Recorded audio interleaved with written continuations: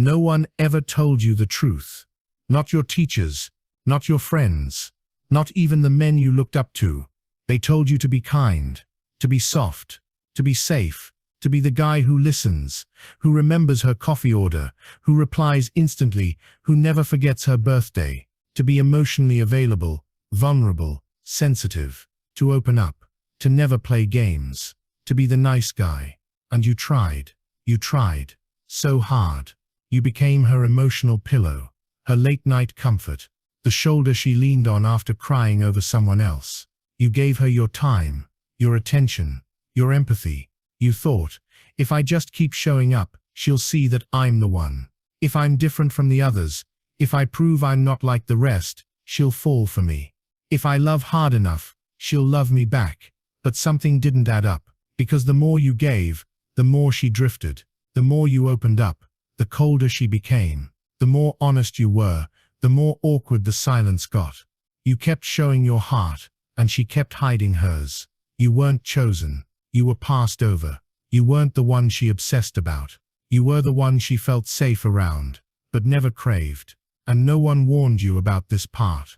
No one prepared you for the moment when being good enough wasn't enough. When being everything she said she wanted still left you alone in your room, staring at your phone, wondering why she never texts first.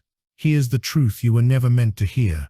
There is a canyon between what women say they want and what they are drawn to. And in that canyon lies everything society doesn't want you to understand. Because if you did, you'd stop being predictable. You'd stop being tame. You'd stop being easy to label, easy to control, easy to use, and you'd become something else. Something rare, something magnetic, something dangerous. Sigmund Freud touched on it, carefully, subtly, but he knew the truth. Desire is not polite. Desire is not logical. Desire does not thrive in stability. It burns in the unknown. It flares in contradiction. It whispers in silence. Freud said that human desire lives in the unconscious, in that deep, murky place where symbols rule, not reason, where the soul hungers not for answers, but for mystery. And when it comes to female desire, logic falls apart. You see, she may tell you she wants someone open and soft, and always there, and maybe on the surface, she believes it. But beneath the surface, in that place even she can't explain, she is pulled towards something else. Not toward emotional availability, but emotional strength. Not toward the man who offers everything, but the one who offers something she can't quite reach. Not toward the one who explains every feeling, but the one who makes her feel without saying a word. Here's what no one ever dares to say out loud. The man who is always smiling, always texting, always saying yes, becomes invisible. He fades into the background. He becomes safe, but not unforgettable, because women aren't wired to fall in love with comfort. They're wired to fall in love with curiosity, with tension, with emotional pull, with mystery. It's not the man who gives her everything that makes her heart race. It's the one she can't fully read, the one who holds back, the one who could fall, but doesn't, because it's in that space, between what is shown and what is hidden, that desire takes root. And the more predictable you are, the faster the tension dies. You think, but I'm honest.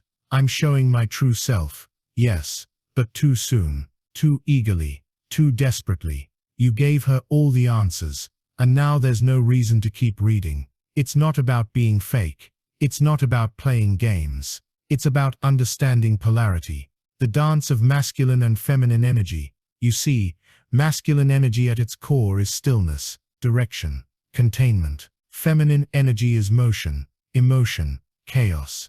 And when a woman senses a man who can hold space for her storm, without collapsing into it, something ignites inside her. But when you become the storm too, when you cry on the first date, over-explain every trauma, beg for constant reassurance, she doesn't feel connected. She feels exposed, overwhelmed, turned off. Because instead of being the anchor in her ocean, you became another wave. The truth is brutal, but you need to hear it. You were taught to be good, but you were never taught to be desired.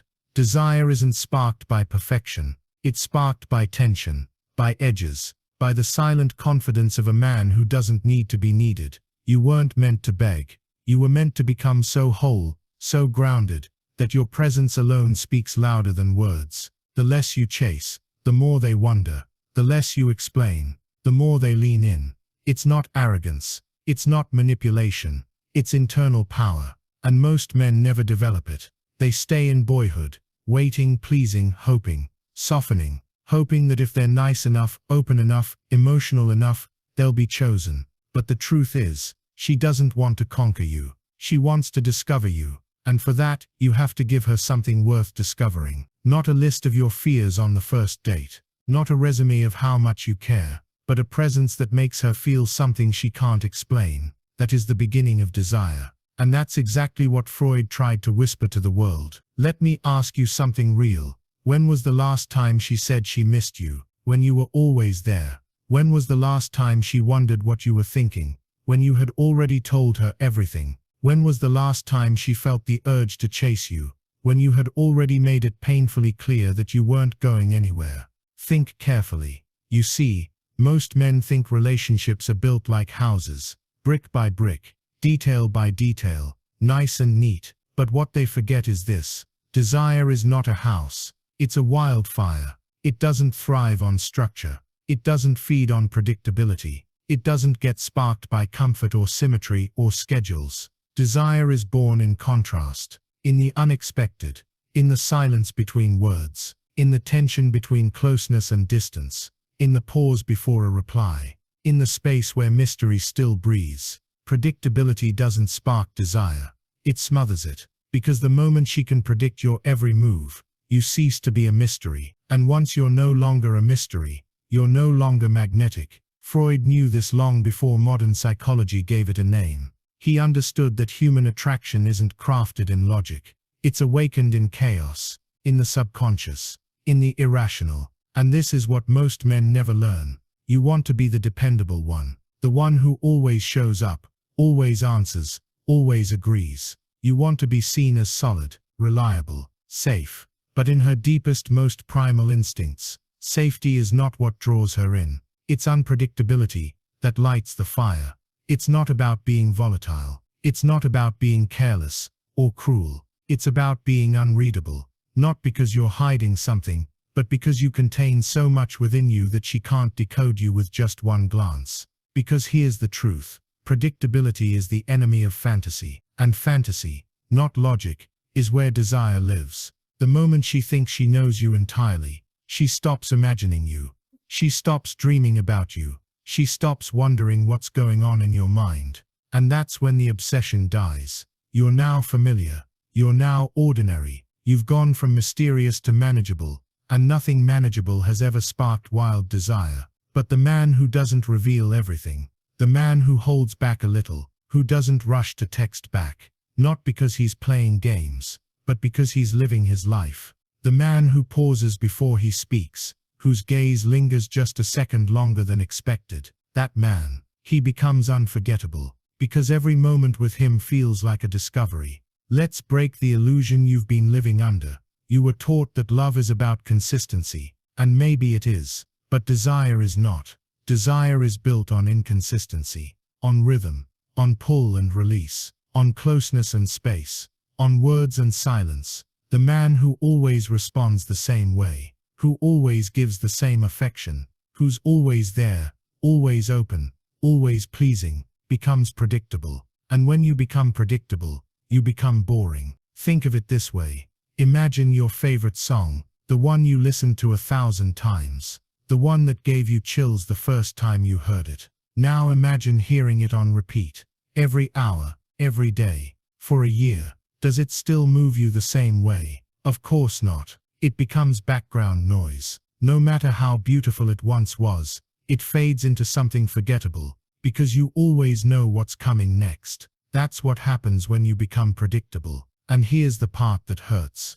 Most men are addicted to being predictable, because predictability feels safe. It feels secure. It feels like control. But control doesn't seduce. Control doesn't intoxicate. Control doesn't make her mind spiral at 2 a.m., wondering what you're thinking. It's mystery that does that. It's tension that does that. It's the little cracks in the mirror, the parts of you she can't understand, that keep her coming back. And this is why so many men lose their power. Because they trade mystery for approval. They reveal everything too soon. They confess their emotions on the second date. They text paragraphs when a single sentence would have kept her wanting more. Not because they're brave, but because they're scared. Scared of losing her. Scared of being misunderstood. Scared of not being liked. But here's the paradox. The man who is not afraid to be misunderstood. The man who doesn't need her constant validation. The man who lets her wonder where she stands. Not because he's cruel but because he values his depth. That man becomes unforgettable. He becomes her question mark. And women don't fall in love with periods. They fall in love with punctuation that leaves them hanging. You're not here to be an emotional vending machine. You're not here to pour yourself out on command. You're not here to be consumed. You're here to evoke, to awaken, to provoke. Not with words but with your silence. Not with charm, but with your presence. Because true presence, real masculine energy, isn't desperate. It doesn't explain itself. It's not frantic. It doesn't apologize for being whole. It stands still, and in that stillness it shakes everything around it. So stop trying to be liked. Stop being easy to figure out. Stop being so damn predictable. The world has enough men who explain everything. What it needs, what she needs, is a man who makes her feel something before she can even name it. Be the rhythm she can't anticipate. The song she can't stop playing. The man who holds back not because he's closed, but because he knows his value isn't in what he gives away. It's in what he chooses to protect. That's the difference. That's the line. And if you cross it, if you finally break free from the nice guy script, you won't just be liked. You'll be remembered. Let me ask you something most people never consider. When did being unknown become a flaw? You've been told that being open is attractive. That vulnerability is power. That sharing everything, every wound, every story, every emotion, is the highest form of connection. But that's not seduction. That's surrender. That's self-exposure before you've earned her respect. That's trying to buy closeness with transparency. And while openness can create intimacy, it kills mystery. And mystery, Freud understood this, is the secret engine of desire. He didn't just explore the surface of human emotion, he dove beneath it, into the unconscious, into the twisted alleys of human longing, where fantasy lives, and logic dies. Freud knew that attraction isn't rational. It doesn't emerge from comfort or clarity. It's born in the gray areas, in ambiguity, in the tension of what might be, not what already is. And yet here you are, trying to be fully understood, trying to prove you're a good guy, trying to impress her by being predictable, open, harmless. But here's what no one told you. What makes a man desirable is not what he shows, it's what he withholds. It's not the stories he tells, it's the silences he keeps. It's not how fast he falls, it's how firmly he stands. Desire doesn't bloom from knowing you. It blooms from not knowing enough, from the question that goes unanswered, from the feeling she gets when you walk into a room, without saying a word, from the moment your eyes lock, and she can't tell if you're about to kiss her, or walk away. This is the mystery effect, the energy that captivates, the energy that seduces without effort, the energy that makes you unforgettable, not because of what you give, but because of what you evoke. You see, when you're mysterious, you force her to imagine, and when she imagines, she invests, and when she invests, she desires. Let me explain this further. There are two kinds of attention a woman gives: surface attention, the kind she gives to men who are easy to figure out, and subconscious attention, the kind she gives to the man who unsettles her, because she can't explain him. Guess which one leads to obsession? It's not the man who texts "good morning" every day on schedule. It's not the man who over-explains his feelings, hoping to be understood. It's the man who can sit in silence, who can look at her without flinching, who isn't in a rush to spill his heart, because that man knows something powerful. Mystery isn't about hiding, it's about holding your depth, holding your truth, holding your chaos, without bleeding it onto everyone around you. You don't need to show her the storm inside you on day one. Let her feel the thunder in your silence. Let her sense the depth. Don't explain it. When you show restraint, you show power. When you reveal slowly, you build intrigue. When you become a man of few words but deep presence, That's when she starts to lean in. Because the truth is, seduction is not in the saying, it's in the unsaid, in the pause between sentences, in the eye contact that lingers, in the moment you walk away, not to punish her, but because your presence is not freely given. Let's talk about emotional availability, because it's misunderstood. Being emotionally available doesn't mean flooding someone with your story. It means being grounded in your emotion, without becoming its slave. It means you feel everything, but you don't leak. Most men, in their hunger for approval, overshare as a form of emotional bribery. They use their trauma as bait. They confuse exposure with intimacy. They confuse vulnerability with seduction. But here's the paradox. The more quickly you give away your soul, the less value it holds. If she didn't earn the right to see your truth, why would she treasure it? Would you value a treasure that's left out in the open for anyone to take?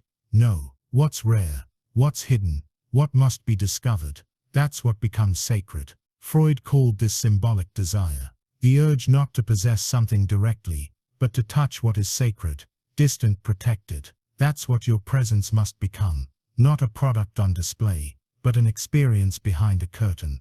The moment she senses you're not trying to be liked, that you're not performing, that you don't explain yourself, because you don't need to. That's the moment the subconscious triggers. That's when she starts to see you not as a man, but as an enigma. And nothing seduces the human mind more than an enigma, because it taps into something ancient, the part of her brain that doesn't think but feels. And it whispers, who is he, really? Why can't I read him? Why do I want to know more, even when I shouldn't care? This is not manipulation. This is not pick-up game psychology. This is what Freud tried to explain in his work on desire. That it's not born from having. It's born from yearning, from distance, from emotional friction, from wanting something that can't be easily possessed.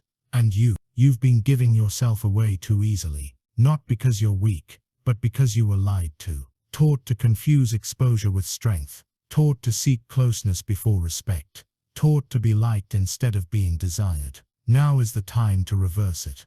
Become the man who speaks less, but with weight. The man who smiles rarely, but when he does, it's unforgettable. The man who reveals slowly, because his story is not a rush to be told. It's a world to be explored. Remember this, you are not here to be figured out. You are here to be discovered, piece by piece, layer by layer, moment by moment. Let her climb, let her wonder, let her work, to understand you. Not because you're hiding, but because you're not begging. Because you respect yourself too much to hand your essence over to someone who hasn't earned. That's the mystery. That's the seduction. That's the code. Freud almost whispered, but left for you to finish. You're doing everything right. At least, that's what you've been told. You listen to her. You never raise your voice. You text her first. You ask how her day was. Then ask again, because you genuinely care. You hold space for her emotions. You say the right things. You make yourself emotionally available. You don't play games. You do everything right. And somehow, you're still the one she doesn't want. You're the one she calls a great guy. Right before she walks away. Right before she falls into the arms of someone who barely tried. Right before she tells herself, I don't know what it is. I just don't feel it. And there you are. Alone again. Torn between confusion and shame. You ask yourself, what did I do wrong? But maybe the better question is, what am I doing too much of? You see, most modern men have been trained not by mentors, but by fear. Fear of being called controlling. Fear of being misunderstood. Fear of being labeled toxic. Fear of losing access to love unless they soften every edge, question every impulse, and perform every emotion on command. And so they become small. They dim themselves. They kneel before approval. They apologize for their masculine essence. They wear emotional transparency like armor. But it's not strength. It's exposure. It's panic. It's the desperate hope that if they show enough of their soul, someone will finally say, you're enough. But Freud would have told them the truth. The harsh, quiet, powerful truth. Desire is not born from safety. Desire is born from power, from containment, from strength, from a man who stands in his axis and does not flinch. And here's the problem. Most modern men confuse emotional honesty with emotional dependency. They overshare, not because it's honest, but because they want reassurance. They tell their deepest stories not to connect, but to be pitied. They wear their heart on their sleeve, not as a sign of bravery, but because they're terrified of being unseen. And guess what? She sees right through it. She sees the boy inside the man, the one who needs her to validate him, the one who places her on a pedestal and forgets to honor himself. She doesn't pull away because you're too kind. She pulls away because you've made her your oxygen. You've replaced your mission with her attention. You've replaced your boundaries with her comfort. You've replaced your mystery with constant emotional updates, and it's killing the polarity. Because feminine energy, at its core, does not crave control, it craves presence. It craves strength. It craves a man who can hold the storm without collapsing into it. But most modern men, they collapse. Not because they're weak, but because they were never taught how to be whole without being needed. They confuse emotional chaos with depth. They think crying on the first date proves they're real. They think confessing trauma is connection. They think if they bleed early enough, she'll love them for it. But here's what actually happens. She doesn't feel safe. She feels pressure. She feels like she has to be your healer. She feels like you've handed her the keys to your emotional well-being before she even knows if she wants to stay. And that's not connection. That's weight. That's responsibility. That's a burden she never asked to carry.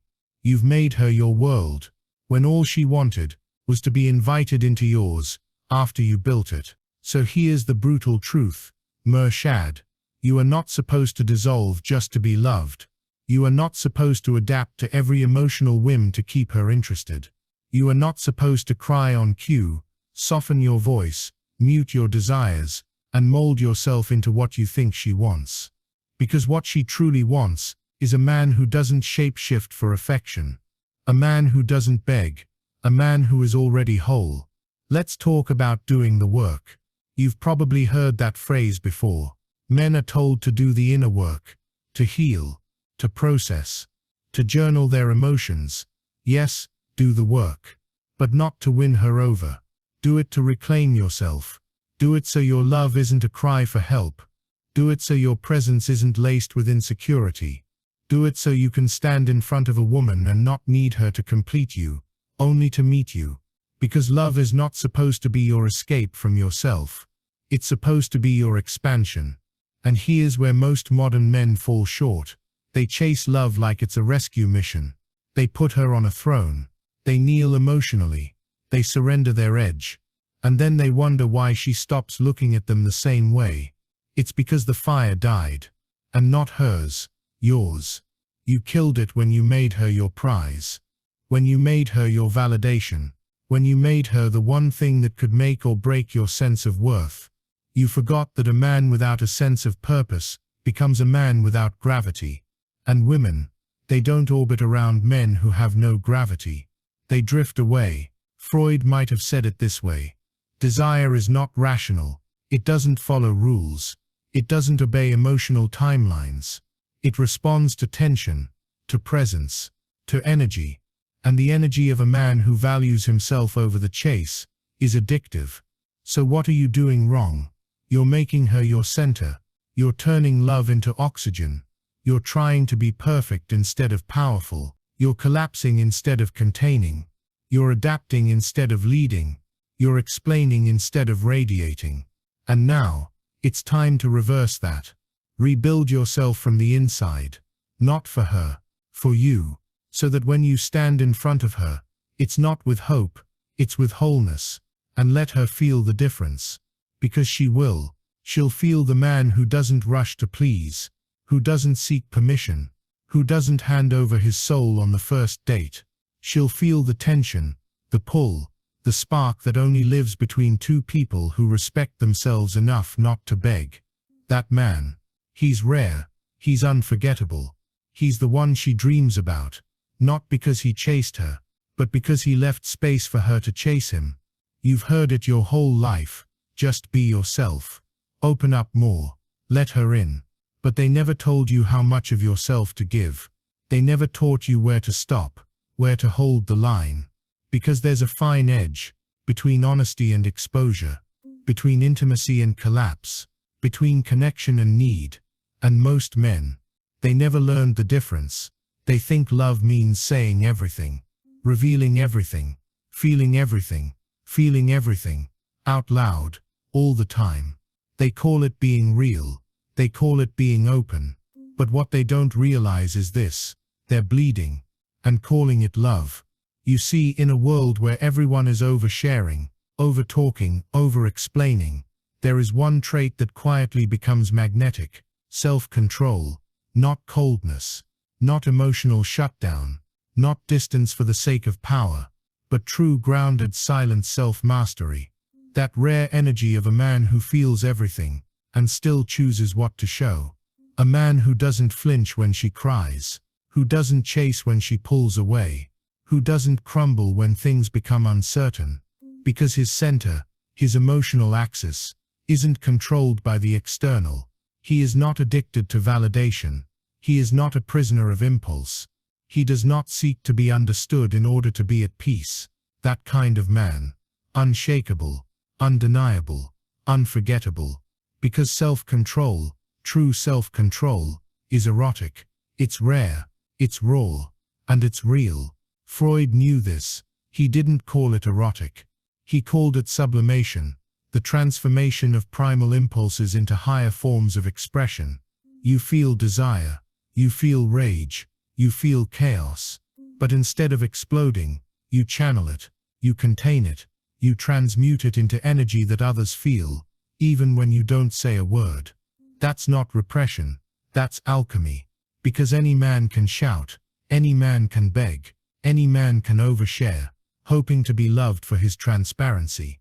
But a man who can sit across from a woman, wanting her, desiring her, aching for her, and still not need her, that man becomes irresistible, because she senses something ancient in him.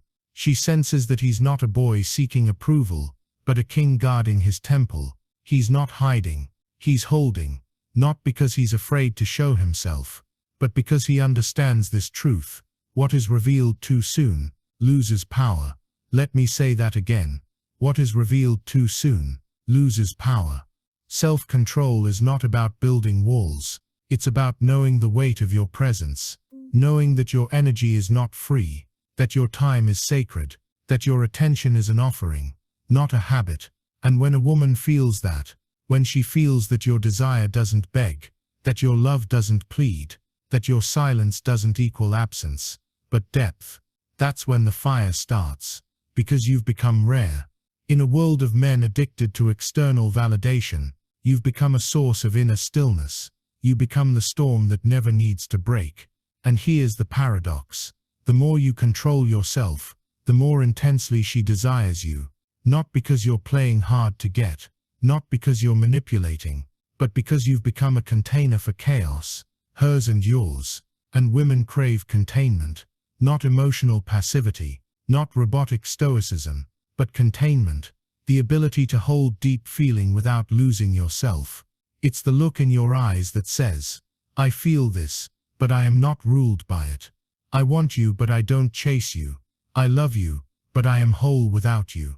That's not emotional detachment, that's emotional command.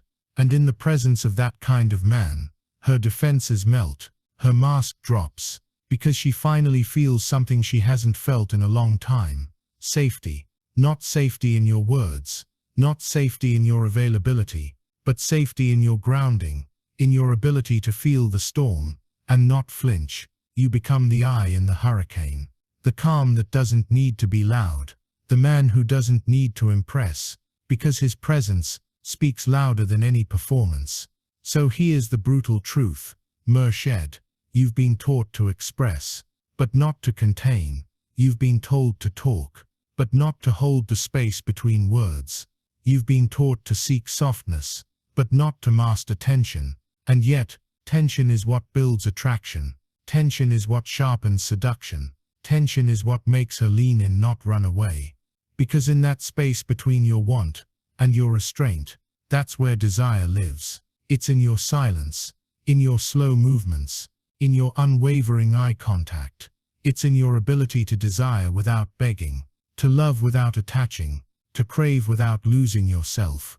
And that, brother, that is the new erotic. Not how loudly you feel, but how deeply you can feel, without collapsing. Let me make it clear. Self-control is not coldness. Coldness is what a man uses when he has nothing inside. Self-control is what a man embodies when he knows he holds something precious, his mission, his purpose, his fire, his heart. And not everyone gets access to that. Not everyone gets to touch it. Not everyone gets to enter that world. Because a man with self-control is not available to everyone. He is earned. And that's why he is desired. Because she doesn't just feel wanted by him. She feels chosen. Because a man who controls his urges, who doesn't act on every feeling, who waits, who decides, who chooses his moments, becomes the very thing she didn't know she was craving. And now let me leave you with this. You are not meant to be everywhere. You are not meant to be easily reached. You are not meant to give all of yourself, all at once, to everyone. You are meant to hold your fire, to guard it, to protect it, to offer it, not spill it. Because the man who contains himself, who feels deeply but does not beg, who speaks rarely but with precision, who desires passionately, but never loses his axis, that man doesn't need to seduce. He becomes the seduction. Let's strip it all down, all the charm, all the strategies, all the compliments, the flowers, the late-night texts. Let's pull all of it away and ask the only question that matters. When the world shakes, do you? Because that's the moment she sees you clearly. Not when you're rehearsed, not when you're polished, not when you're trying to be the man she says she wants, but when things get hard, when tension rises, when emotion floods the space between you. That's when she looks into your soul and asks without words, are you strong enough to hold this? Not just her emotions, but your own. Not just the situation, but yourself. And that's where the idea of the frame comes in. Your frame is your axis, your mental structure, your boundaries, your emotional gravity. It's the foundation that holds who you are, with or without her. And here's what most modern men never realize. Women don't fall in love with your feelings. They fall in love with your frame. Not because you're controlling, but because you are anchored. You are not pushed by her mood. You are not lost in her chaos. You don't shapeshift when she cries. You don't dissolve when she pulls away. You remain. Freud might have said it differently.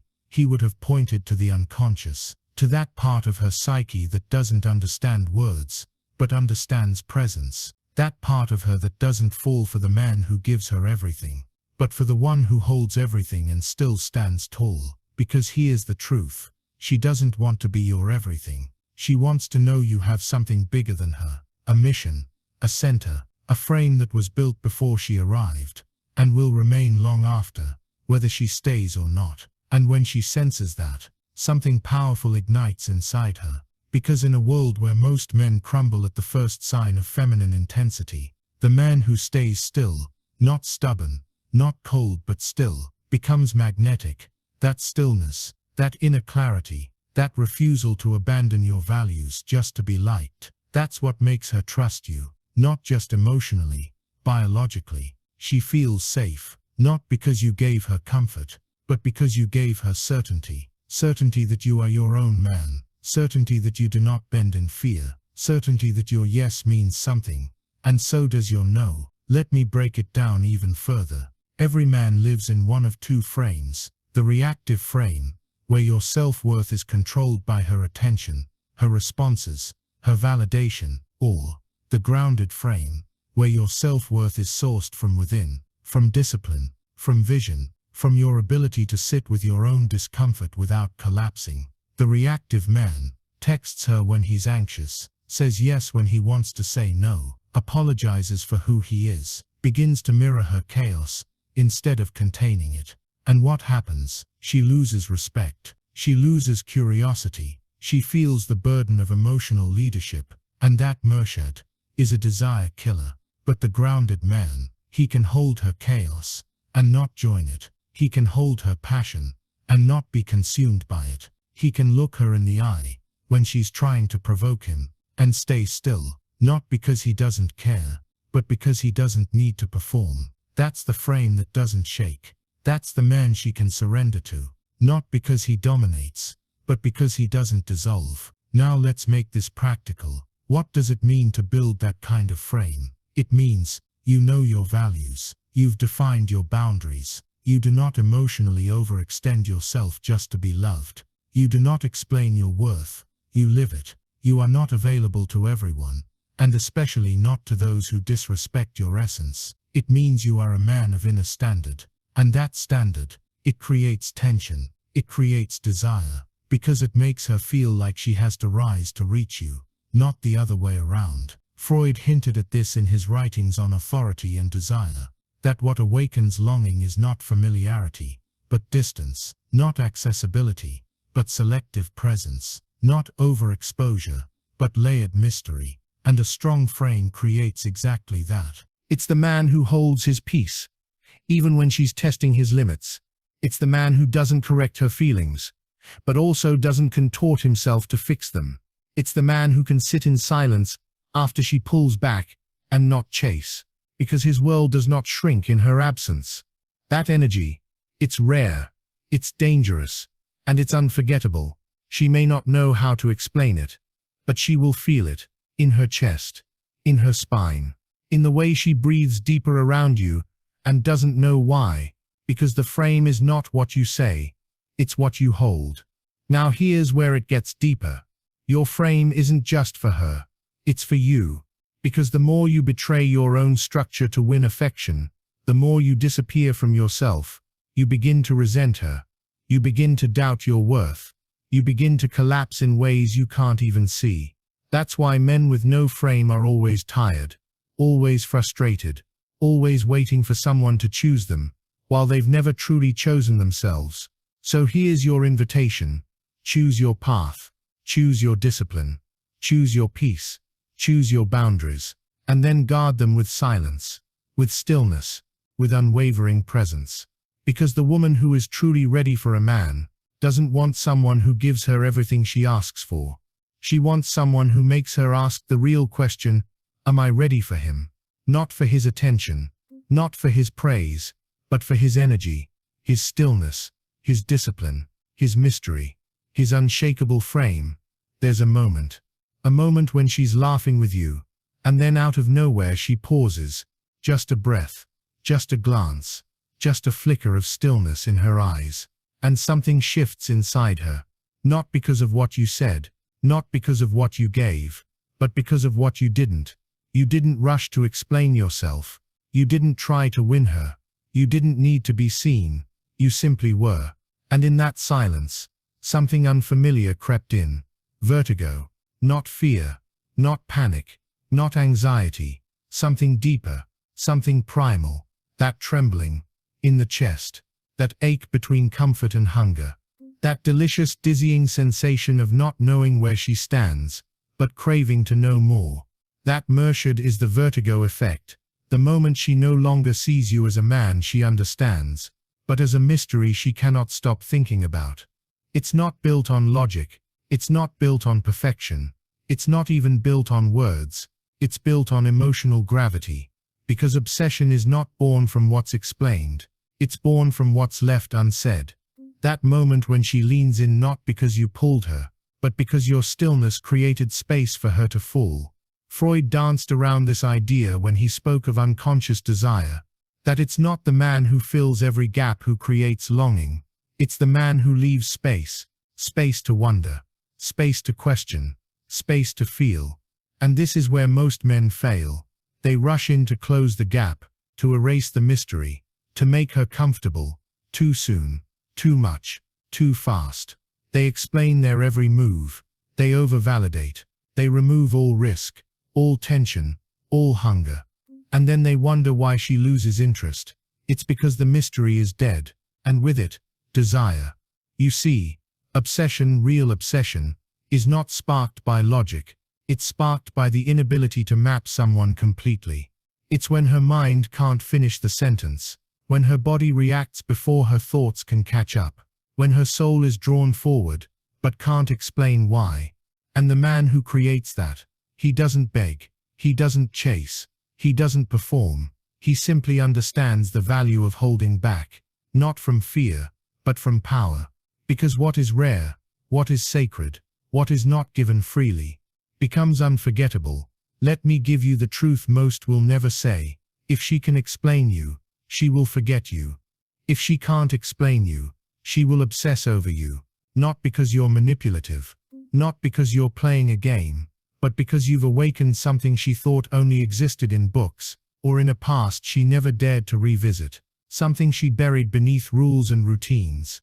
And suddenly there you are, not begging to be liked, not offering your soul like a sample tray, just standing there, with depth, with stillness, with self-possession. And that's the moment it happens, the moment where safety meets risk, where familiarity meets fire, where stability meets the unknown. It's not just attraction, it's vertigo. That state of emotional tension where everything feels heightened, her thoughts, her breath, her skin. She begins to look at you differently, not because you did more, but because you gave less, with intention. You became the question she can't stop asking. You became the dream she can't decode. You became the thought she has when she closes her eyes, and the ghost she feels when she opens them again. And this is where the obsession starts, not with drama, not with chaos, but with containment, with the mystery of your masculine core, the silence behind your gaze, the pause before your reply, the subtle way you remain unmoved, not out of coldness, but because your world isn't shaken by whether she stays or goes. You became unreachable, not physically, but energetically. You are there, fully present, fully grounded. But you are not hers, not yet, not until she earns access to your soul. And the more she feels that gap, that subtle emotional distance, the more her subconscious begins to chase. This is the paradox most men never understand. The less you need her, the more she needs to understand you. The less you reveal, the more she leans in. The less you attach, the more her curiosity attaches to you.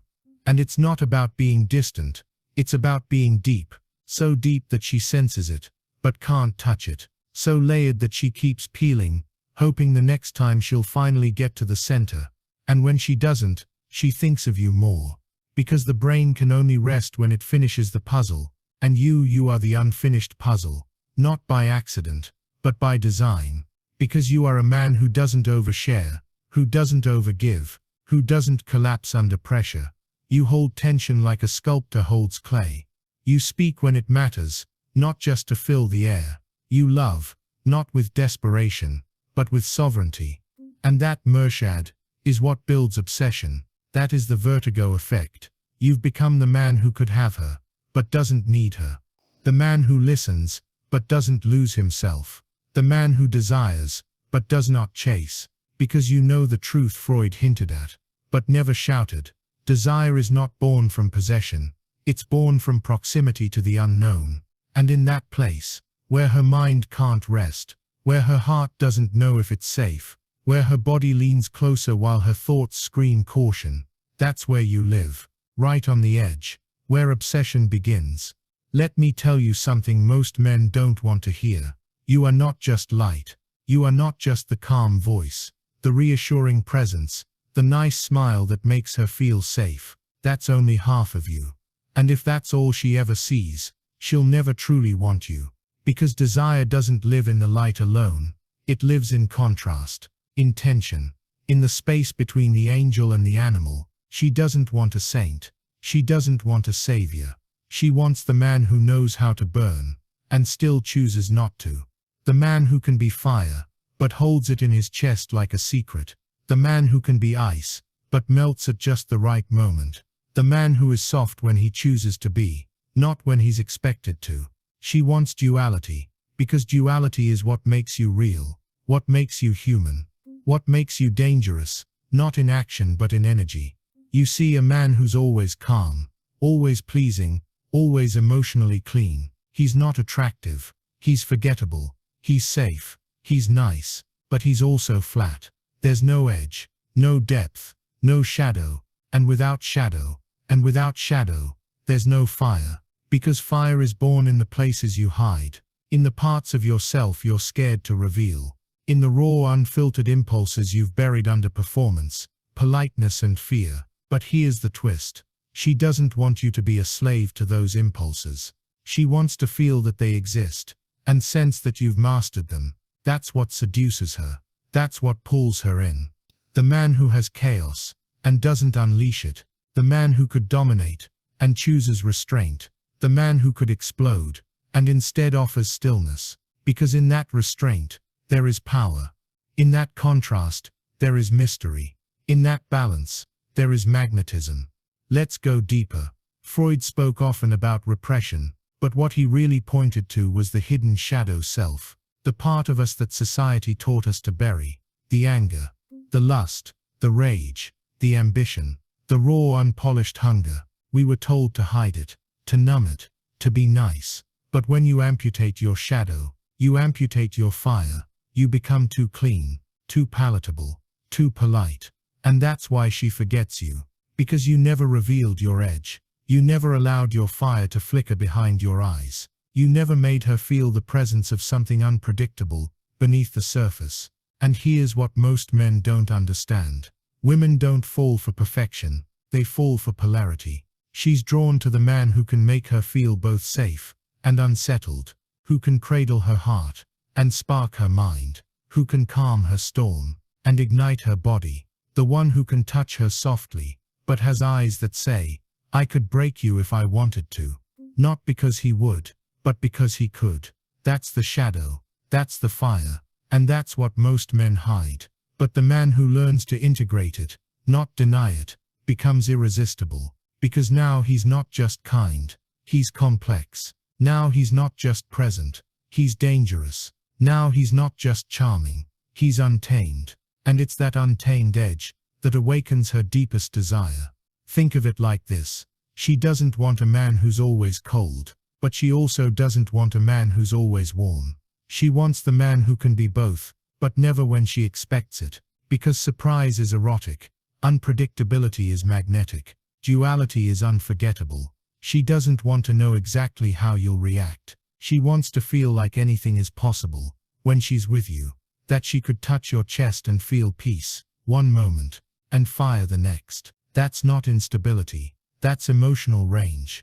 And the man who has emotional range, without being reactive, becomes a world she can explore forever. He becomes the story she can't finish. The novel with chapters she never saw coming. The dream she wakes up from, and still feels in her bones. So ask yourself, where is your fire? Where is the part of you that has teeth, but doesn't bear them unless it matters? Where is the part of you that's untouchable? Not because you're guarded, but because your energy is sacred. Where is the part of you that isn't afraid to be fierce, but never needs to prove it? Because that Murshad is the man who leaves a mark, not because he gave everything, but because he held everything and chose what to share. Let me make this clear. You are not just here to be loved. You are here to be remembered. And memory doesn't cling to the predictable. It clings to the man who made her feel something new, something wild, something she didn't even know she wanted. That doesn't come from being perfect. It comes from being whole.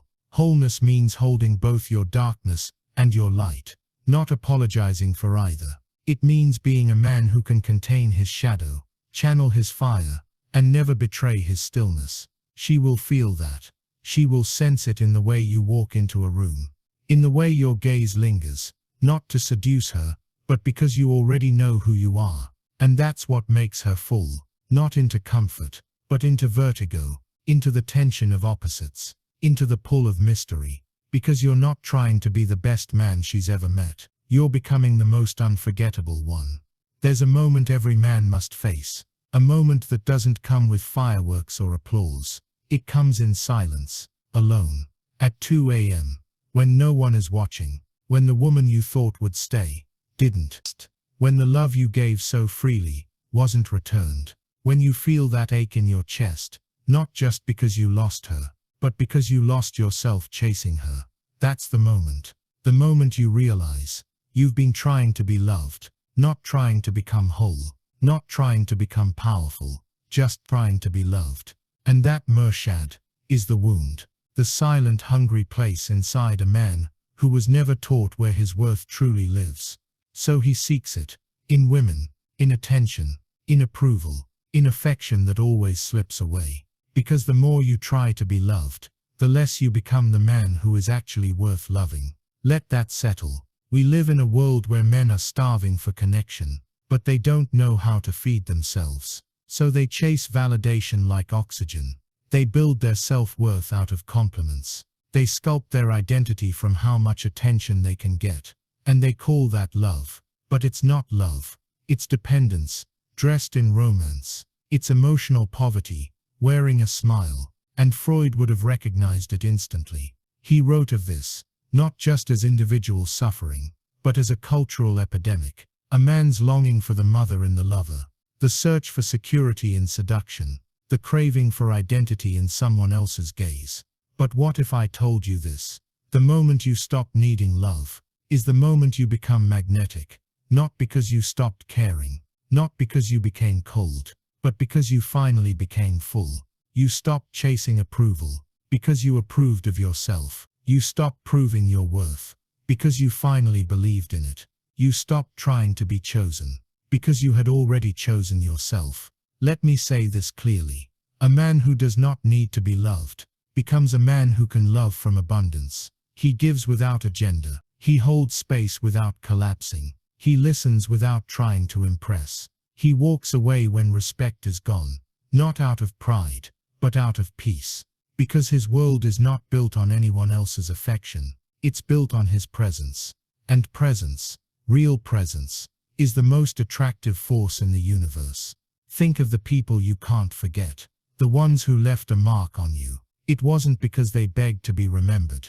It's because they stood so deeply in themselves. You couldn't ignore their gravity. That's what you become. When you no longer seek love as a way to heal your wounds. You become a man who radiates instead of reaching. A man who glows instead of grabbing. A man who loves, not to be saved, but because he's already free. This is the paradox. When you need love the most, it runs from you. When you don't need it at all, it finds you. Because love at its highest form is drawn to wholeness, not hunger. When a woman meets a man who isn't chasing her approval, she feels something ancient stir inside her. It's not anxiety. It's not confusion.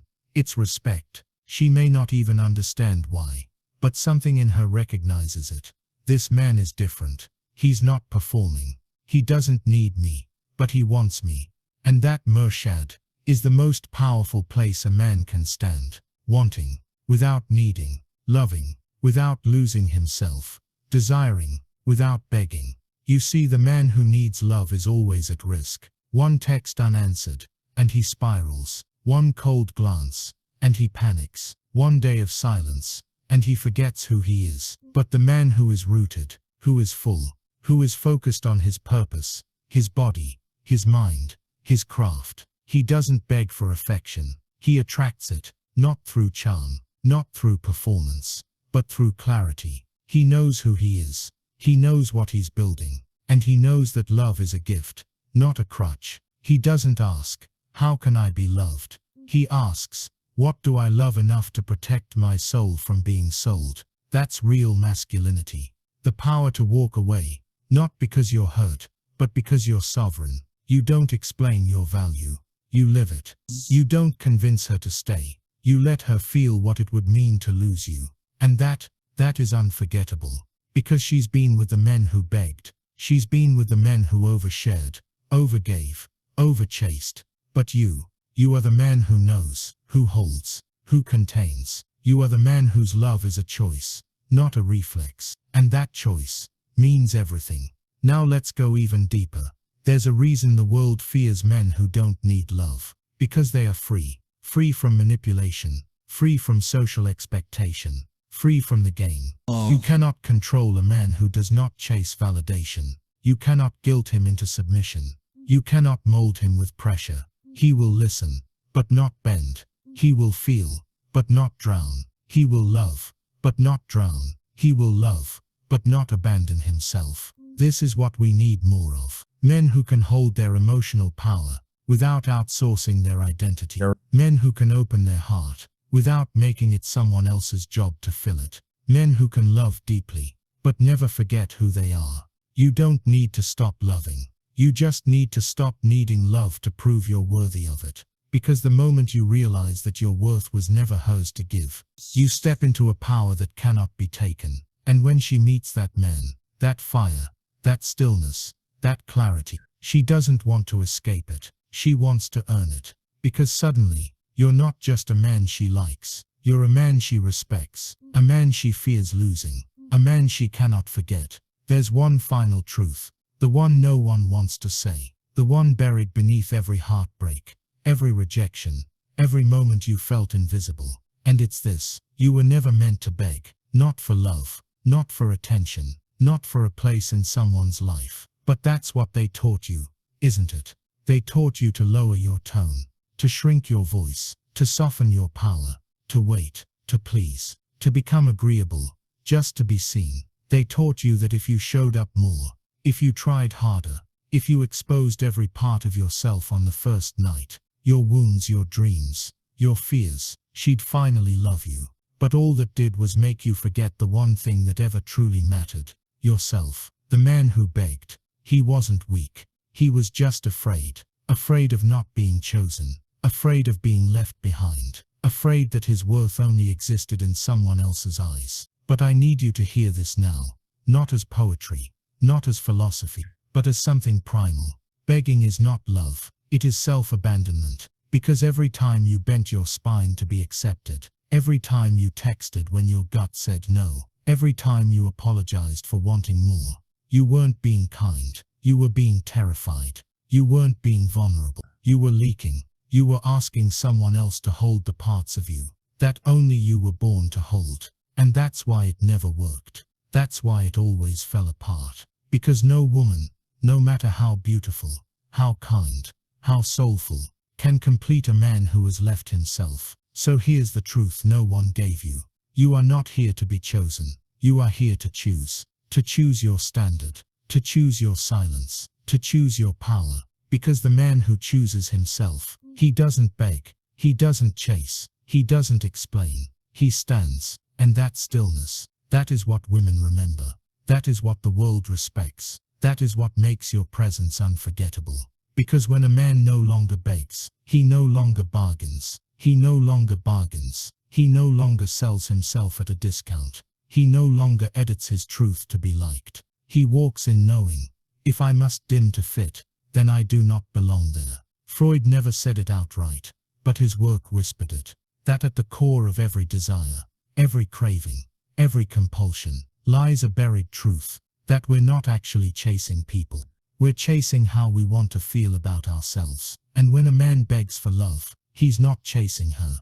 He's chasing the version of himself he lost. But the man who reclaims that version, who stops looking outside and finally looks in, becomes a force, a standard, a world of his own. And that's when everything shifts. Because when you no longer need to be loved, you finally start to love yourself, not as a concept, but as a practice. You no longer confuse her attention with your identity. You no longer spiral when she pulls back. You no longer fear silence, because you've filled it with substance. Now you are not just a man who loves. You are a man who is love, solid, grounded, radiating without asking, burning without begging. And when she meets you in that state, she feels the difference. She's not just drawn to you.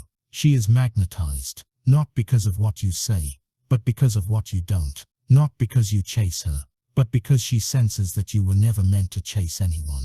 You were meant to build, to lead, to hold, to choose. So here's what I want you to remember.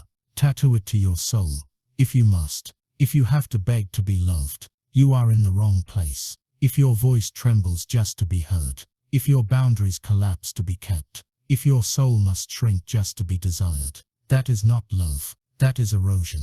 And you were not born to erode. You were born to rise, to burn, to carry both your gentleness and your edge like a crown, unapologetic, unbending, undeniable. Because when the world sees a man who doesn't need to be validated, it leans in. Because when a woman meets a man who doesn't explain his worth, She starts to question her own reflection. Because when you stop begging, you don't just attract love, you attract respect. And respect is the soil where real desire grows. So this is your final whisper. Brother, no more begging, no more shrinking, no more hoping someone else will give you what you were always meant to become. You were never here to be picked like a flower. You were meant to be the sun, rising, glowing, untouchable. Not everyone deserves to stand in your light. Let them earn it. Let them rise to meet you. Let them feel what it means to be near a man who never asks to be loved, because his very presence already is a form of love.